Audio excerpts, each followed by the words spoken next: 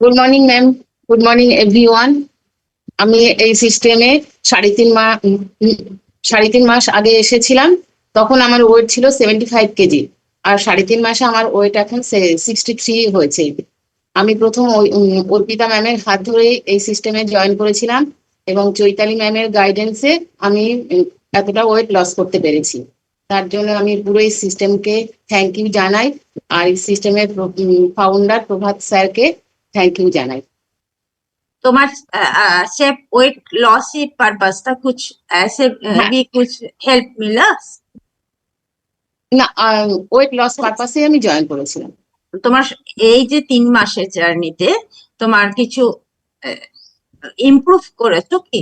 হেলথে হ্যাঁ, ইমপ্রুভ করেছো কি?